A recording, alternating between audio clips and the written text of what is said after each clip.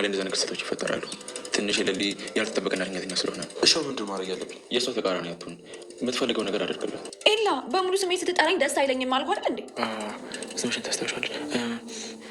እሺ ስንት ዓመትሽ ነው? የምርህን ነው አንተ? እድሜን ረሳኸው? ንገሪኝ ለሊ፣ ስንት ዓመትሽ ነው? ቆይ የልደት ቀኔን ረስተኸው ነው?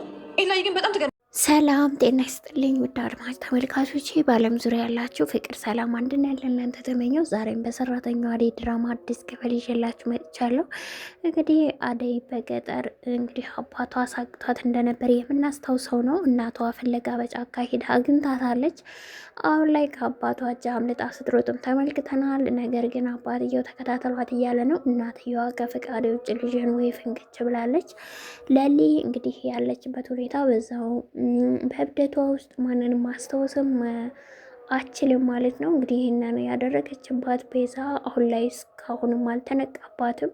ወንድሟም የፈና ሙከራ ቢያደርግባትም በቤት ውስጥ እንግዲህ አምጣ ያለችውን ዶክመንቶች በሚበረብርበት ሰዓት ደርሳበት ነበር። ለሊ ማንነቱን እንኳን ማስታወስ እንኳን ባችልም ግን ደግሞ የሆነ ሰው ውስጥ ላይ መጥቶ እንዳስፈራራት ለዴቭ እንዲሁም ለባቡሬና ለዶክተሩ በር ላይ መጥተው አንኳኩተው ስለነበር እየነገረቻቸው ነው። ነገር ግን እሱ ተደብቆ ከነሱ አምልጧል ማለት ነው። ዞሮ ዞሮ ከዛ ቤት መውጣቱ የማይቀር ነው። ምክንያቱም እነሱ ትተው ወጥተዋል ማለት ነው። ዶክተሩ መድኃኒት እንድትወስድለት ኤላዬ እያለች ብዙ ጊዜ እየተለጠፈችበት ሁሉንም ነገር ችሎ እሱም እንደ ኤላ አክት እያደረገ ሳንትሬት ለማድረግ እየሞከረ ነው። ካለበለዚያ መድኃኒቱ አስወስድልኝም ሲልም ስጋቱን ነግሮታል ለባቡሬ።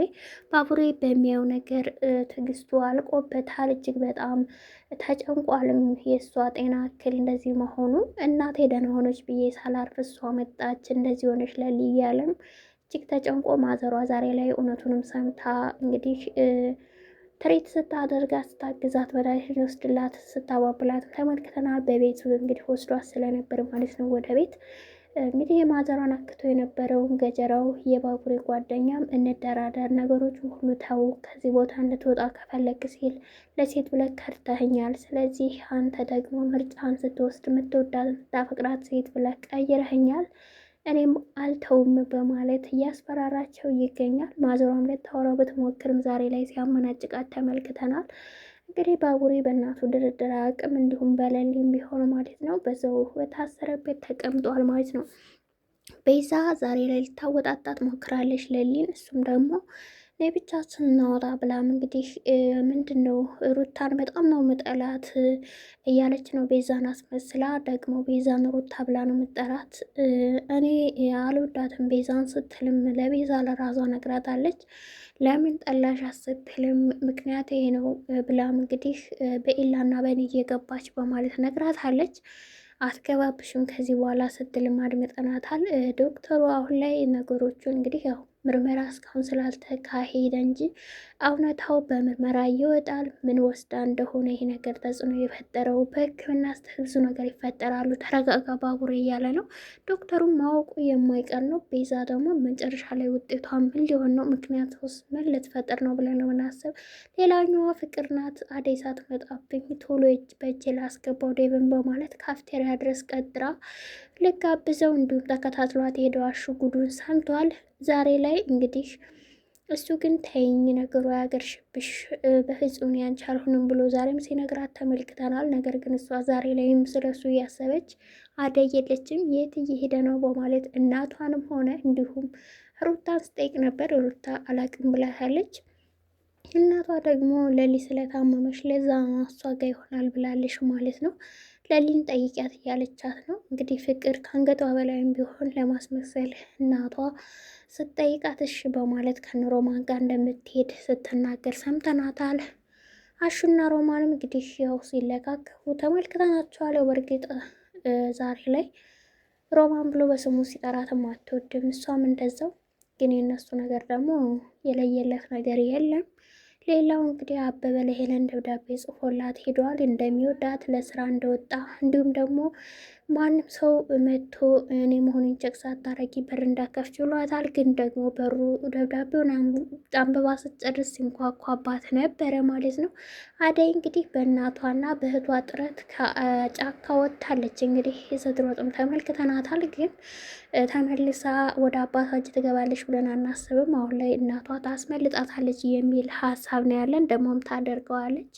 አባትየው በጣም ከባድ ሰው ነው። የራሱን ደስታና ዝና ለማጋነን እንግዲህ እሷ ህይወቷን ሊያጨልምባት ነበር።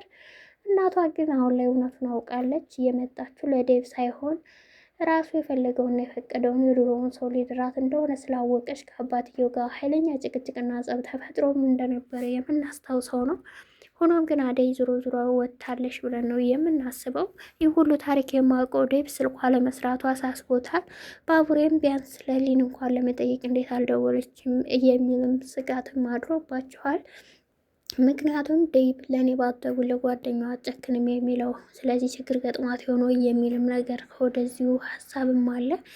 ሌላው ሩታ ስለ ዶክተሩ መልካምነት እንዲሁም ጥሩነት ስታወራ ነበር። ምክንያቱም ሮማን ለሊ ካላስታወሰችሽ ከማጋ ነበርሽ ብላ ስለነበር ከዶክተሩ ጋር እንደነበረች እየነገረቻትና ደስ የሚል ሰዓት እንዳሳልፈች ከሱ ጋር ሆናም ብቻ ከሱን ወደዋለች ይታወቃል። ሩታ ዶክተሩን ትወደዋለች። ምክንያቱም ዳይመንድ ራሱ ዛሬ ላይ ያ ዶክተር ምን አስነክቶች ነው በማለት አኩርፏታል።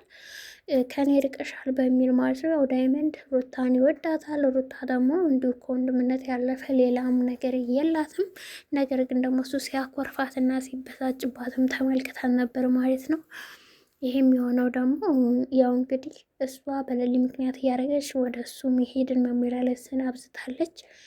ይሄ እንግዲህ ሌሊ ሙሉ ለሙሉ ነገሮችን ሁሉ ረስታ አሁን ላይ ማንንም ሳታስታውስ ስለ ድሮ ስለ እናት አባቷም እያነሳች የት እንዳሉ እየጠየቀች ነው። መሄድ እፈልጋለሁ ከእናቴ አባቴ ሴታል ስትል ማዘሯንም በጥያቄ እያጨናነቀቻት ነበረ። ዛሬ ላይ ሌሊ ትክክል አለማሰቧ መርሳቷ ሁሉ ነገሯ እንግዲህ ቤዛ ናት ሁሉ ታሪክ ያደረገችው ለገንዘብ ስትል ማለት ነው። አጋጣሚውን ተጠቅማ ነገር ግን ሌሊ ወደ ጤናዋ ልትመለስ ትችላለች። እንግዲህ በምን መድኃኒት ምን እንደተፈጠረ ሁሉም ስለሚታወቅ የቤዛም ጉድ እንደሚጋለጥና እንግዲህ ከባድ ችግር ውስጥ እንደምትገባ ከወዲሁ ልናስበውና ልንገምተው የምንችለው ጉዳይ ነው። ፍቅርም ከዴቭ ጋር ያላት ነገር ይሳካል ብላ አስባ ከሆነ በፍጹም አይሳካላትም። አደይ እንግዲህ በዛ ሁኔታ ውስጥ ወደ ከተማ ስመጣ ዴቭ በፈቃዷ ታገባ ይሆን ወይስ ደግሞ እናቷንም ደግሞ ከችግር አውጥታታለች። እናቷ እሱን አታገቢም ብላታለች። የአደይና የዴቭ ጉዳይ መጨረሻው ያምራል ብለን መገመት ካሁኑ ይከብዳል። ዴቭ እንግዲህ ምን አይነት ነገሮችን ሲሰማ ምን አይነት ስሜት እንደሚሰጥ ምን አይነት መልስ እንደሚሰጣት ከወዲሁ ልንገምተው የምንችለው በጣም ይናደዳል። ከባድ ሁኔታ ውስጥ ነው የሚገባ። አደይም ደግሞ ፈልገው ወደው ሳይሆን ግድ ነው ከእናቷ ፍቃድ እንደማትወጣ ቀድማም ድሮም ነግረው ነበረ። ግን ደግሞ አሁን ላይ እጅግ አስቸጋሪ ሁኔታ ነው። ዝሮ ዝሮ ከዛ ቦታ ትወጣለች፣ ታመልጣለች። ለሊም ወደ ጤናዋ ትመለሳለች ብለን እንገምታለን። ላይክ፣ ሰብስክራይብ፣ ሸር እያደረጋችሁ ቤተሰብ ሁኑ። አመሰግናለሁ።